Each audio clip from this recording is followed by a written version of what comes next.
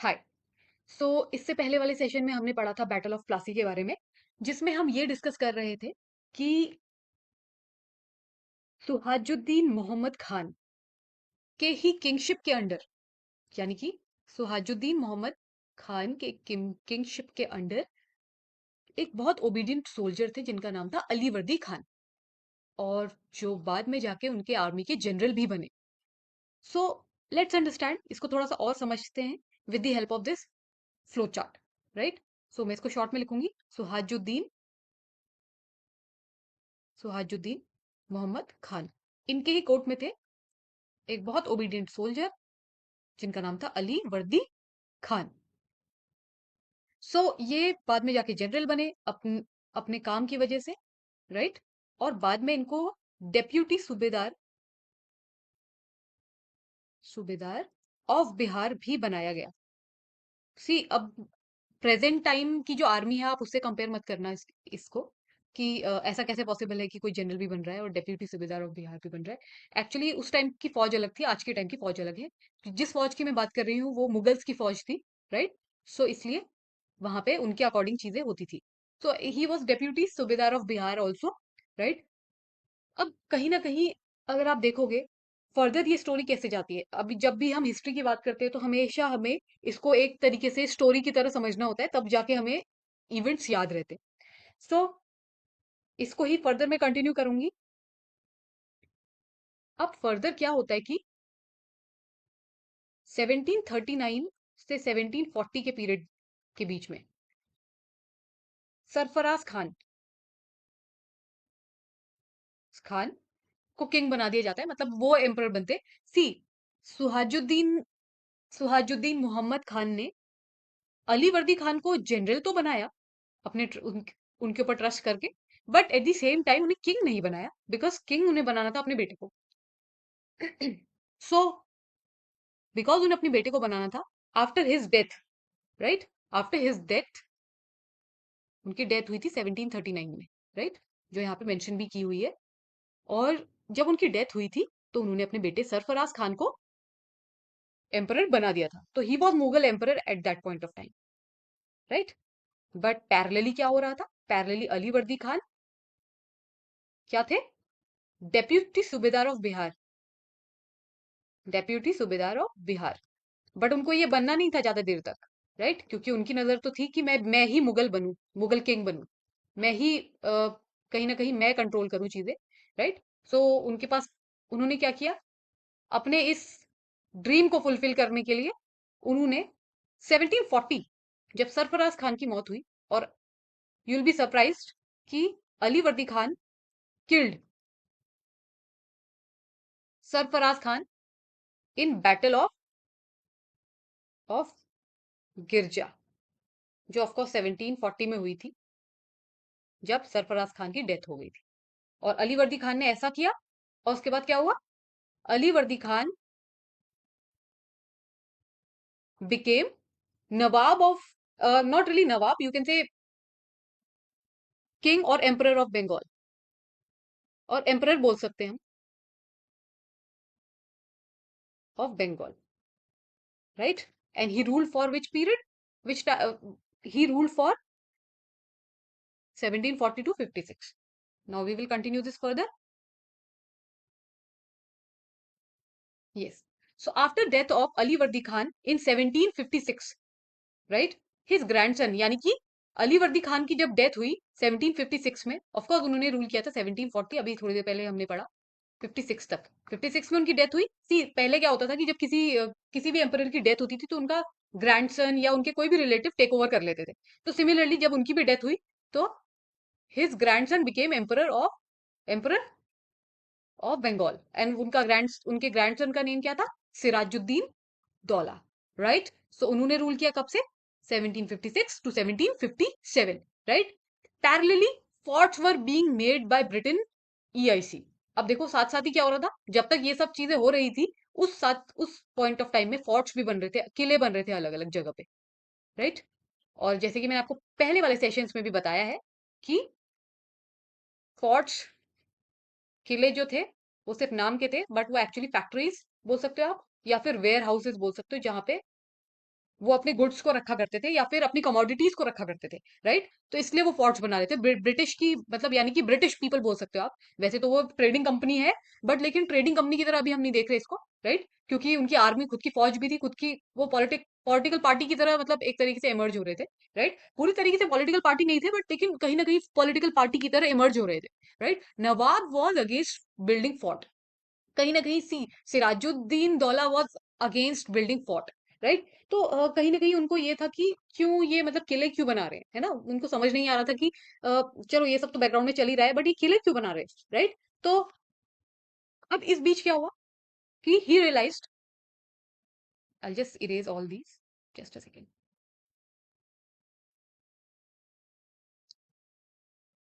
So as we have learned, जैसे कि अभी हमने देखा कि फोर्ट क्यों बना रहे थे, अभी ये इस चीज को हम समझते हैं कि फोर्ट क्यों बनाए जा रहे थे। इंग्लिश ईस्ट इंडिया कंपनी, यानी कि अभी ब्रिटिशर्स बोल देती हूँ मैं, ब्रिटेन और फ्रांस में, यूरोप में 7 ईयर वॉर चल रहा था, राइट? ब्रिटेन और फ्रांस के बीच में 7 ईयर वॉर चल रहा था यूरोप में। तो ब्रिटेन को कहीं ना कहीं ये डाउट हुआ कि इंडिया में, यानी कि जहां पे उन्होंने अपनी east India company, of course Britishers ने भी ईस्ट इंडिया कंपनी बनाई थी और फ्रांस ने भी, तो ब्रिटिशर्स को ये लगा कि दुश्मनी के कारण कहीं फ्रांस के जो लोग हैं वो इंडिया में जो इनके गुड्स है उनको डिस्ट्रॉय ना कर दें। तो इसलिए उनको इस बात का डर था, इसलिए वो किले बना रहे थे अलग अलग जगह, ताकि अपने गुड्स को प्रोटेक्टेड एक सेफ जगह पे रख पाए, राइट? वो प्रोटेक्ट करना चाह रहे थे अपने गुड्स को। तो इस वजह से उन्होंने, ब्रिटेन ने क्या सोचा, ब्रिटेन को लगा कि अगर वो, क्योंकि 7 ईयर वॉर चल रही थी, तो 7 ईयर वॉर चल रही थी, तो फिर उन्होंने सोचा कि कहीं ऐसा ना हो कि हमसे बदला लेने के लिए, बदला लेने के लिए फ्रांस के जो लोग हैं वो हमारे गुड्स को डिस्ट्रॉय कर दें इंडिया में ही, है ना? डिस्ट्रॉय कर देंगे फिर तो हमें बहुत लॉस हो जाएगा, राइट? सो इसलिए वो फोर्ट्स बनाने लग गए अलग अलग जगह। लेकिन ये बात मुगल्स को कैसे समझ आ पाती, राइट? मुगल्स को लगा ये क्या हो रहा है ना? राइट? ये बात तो ब्रिटेन के लोगों को पता है कि अच्छा ये वॉर चल रही है, तो इसलिए हम भी अपने गुड्स को सिक्योर कर लेते हैं। मुगल्स का इससे क्या लेना देना? मुगल्स को तो कोई, दे आर नॉट कंसर्न ना, right? They are just not concern with this fact कि हमें क्या मतलब है कि कहाँ पे क्या वॉर चल रही है, राइट?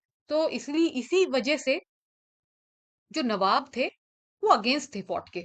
उन्होंने सोचा कि ये फोर्ट क्यों बनाने लगे, क्या हो गया इनको अचानक से, हमारी टेरिटरी में क्यों ये फोर्ट बना रहे हैं, राइट? तो ये वाला डाउट उनके मन में आया कि क्यों इस तरीके से ये लोग फोर्टिफिकेशन कर रहे हैं हम बंगाल में या फिर कहीं और, है ना? प्रिसाइजली बंगाल ही बोलूंगी क्योंकि वो बंगाल के ही एम्परर थे।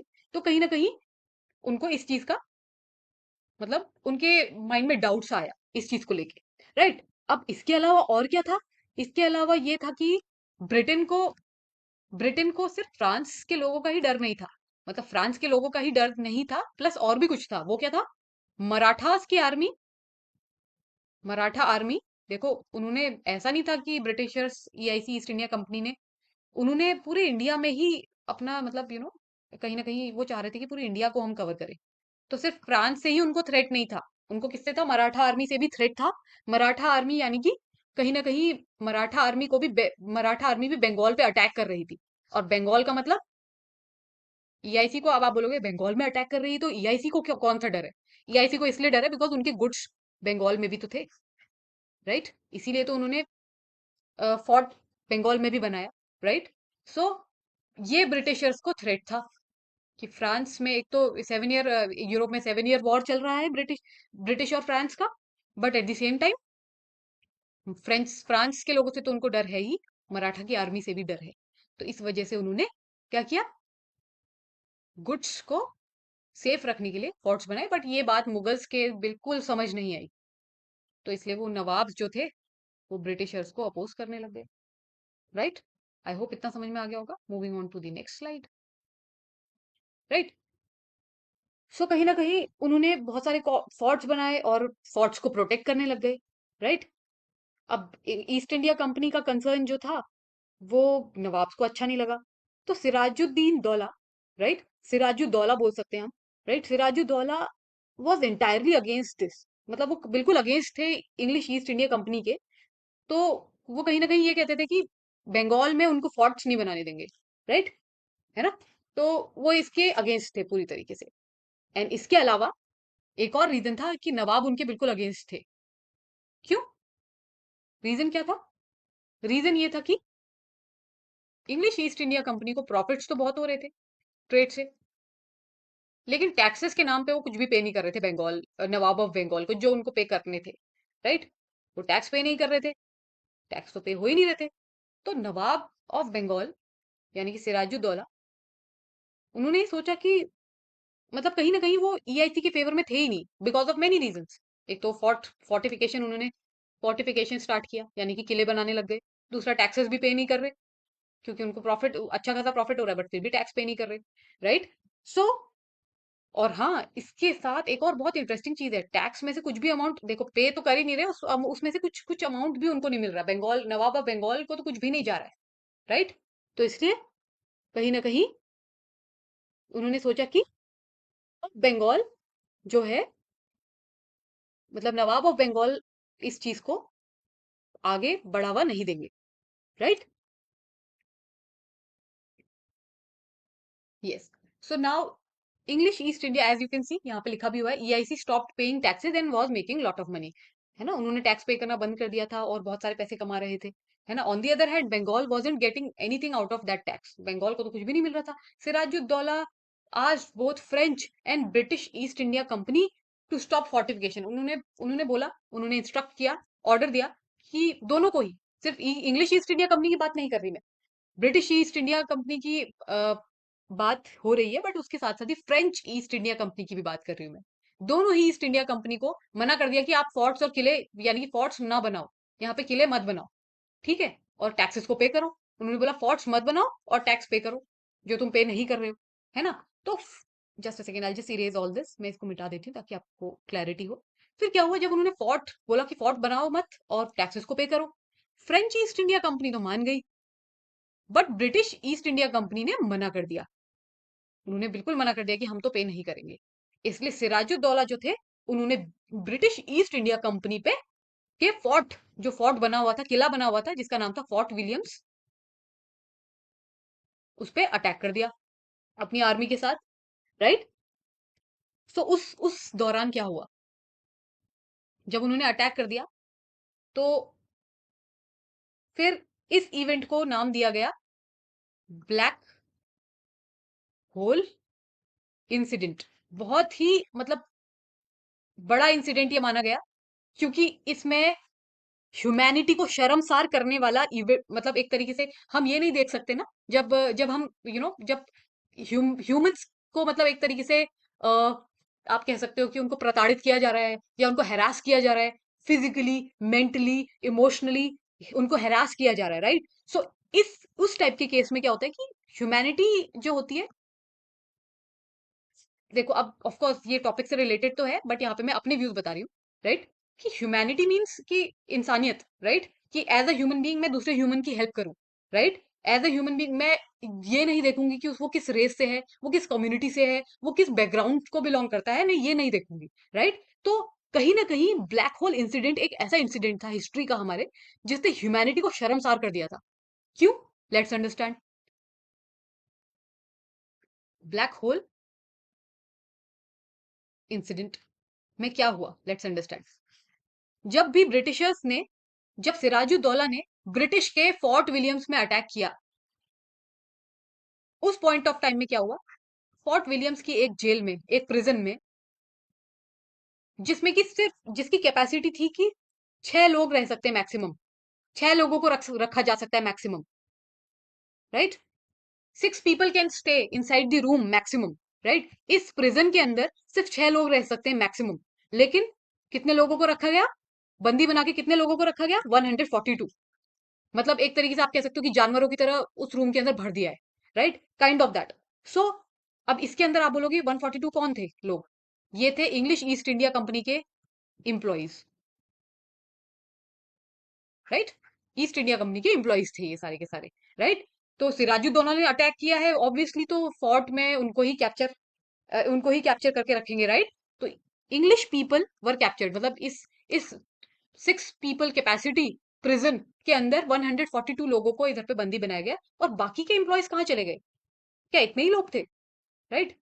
क्या 142 लोग ही थे उस उधर पे? नहीं, ऐसा नहीं था। थे तो बहुत सारे लोग इंग्लिश ईस्ट इंडिया कंपनी के, बट सारे भाग गए। मतलब ऑब्वियसली जब उन्होंने अटैक किया, सिराजुद्दौला ने अटैक किया ब्रिटिश के फोर्ट पे, फोर्ट विलियम्स पे, उस पॉइंट ऑफ टाइम पे जब अटैक हो रहा था, तो बहुत सारे लोग भाग गए।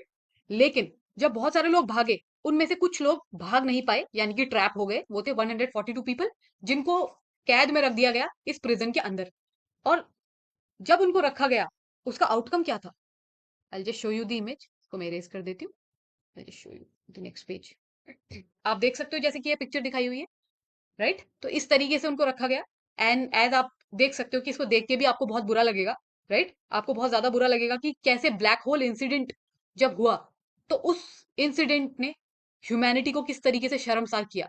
बिकॉज जब हम ह्यूमैनिटी की बात करें करते हैं, तो उस टाइम पे हमें ये नहीं देखना चाहिए कि उसका रेस क्या है, उसके कम्युनिटी क्या है, राइट? और क्रीड के बेसिस पे डिस्क्रिमिनेट नहीं करना चाहिए। बट एज इफ अब ये सिचुएशन तो ऐसी सिचुएशन थी जहाँ पे ये सब चीजें देखी ही नहीं जा रही थी, राइट? क्योंकि यहाँ पे तो कहीं ना कहीं बदले की भावना थी, राइट? तो जब इंसान बदला लेने की कोशिश करता है, तो वो बहुत सारी लाइफ्स को डिस्ट्रॉय करता है, बहुत सारे लोगों को डिस्ट्रॉय करता है, और कहीं ना कहीं उससे मतलब बहुत सारे, एक एक तरीके से आप कह सकते हो कि मतलब हम इस इंसिडेंट को इसीलिए याद करते हैं बिकॉज ये कहीं ना कहीं मतलब ह्यूमैनिटी के लिए, मतलब अगर आप इसके बारे में भी सोचोगे तो you will be like like if I talk about me, I will definitely be emotional after looking at this picture, right? So, all that happened in Black Hole incident, and in that attack, many English East India Company employees escaped, जैसे कि मैंने अभी आपको थोड़ी देर पहले बताया था. But 142 Englishmen captured in a very small room, out of which only 23 survived. 23 people only survived. 23 लोग ही बचे थे. मतलब 142 लोगों को कैप्चर किया था, लेकिन 23 ही लोग उसमें से जिंदा रह पाए थे, राइट? तो सिराजुद्दौला ने इस तरीके से फोर्ट विलियम्स को कैप्चर किया, राइट? तो बाकी का जो सेशन है, यानी कि बैटल ऑफ प्लासी कैसे एंड हुआ, किस तरीके से हुआ, मतलब ऑफ कोर्स जब भी हम किसी इंसिडेंट की बात करते हैं, कोई भी लड़ाई की बात करते हैं, कोई भी बैटल की बात करते हैं, तो वो सडनली स्टार्ट नहीं होती, है ना? आप कोई भी वॉर या कोई भी बैटल ले लीजिए, वो कोई भी वॉर और बैटल जो है, हिस्ट्री से कोई भी वॉर बैटल आप उठा के देख लीजिए, आप देखोगे कि वो अचानक से शुरू नहीं होती। उसको स्टार्ट करने के लिए छोटे छोटे इवेंट्स जो होते हैं, वो छोटे छोटे इवेंट्स, जैसे मैं एरो बना रही हूँ, ये बड़े होते रहते हैं, और एक टाइम ऐसा आता है जब वो बिल्कुल लिमिट क्रॉस हो जाती है, उस वक्त वो बैटल होती है। तो कहीं ना कहीं अगर आप देखो, तो ये छोटे छोटे इवेंट्स को मिलाकर बैटल ऑफ प्लासी बना। अब इसकी जो एंडिंग है, आपको मैं नेक्स्ट सेशन में बनाऊंगी, वो आई थिंक 10 मिनट्स का या फिर 7 मिनट्स का वीडियो होगा, बैटल ऑफ प्लासी थर्ड। मैं इसको एक साथ ही स्ट्रेच नहीं करना चाह रही हूँ, सो दैट मैं नहीं चाहती हूँ कि आप बोर हो जाएं एक ही सेशन में। और इसके साथ साथ ही मैं चाहती हूँ कि अगर आप इफेक्टिवली पढ़ें, तो इसलिए मैं इसको आज इस इधर पे ही एंड करूंगी with black hole incident, right? So that's it for today. Thank you very much, see you in the next session.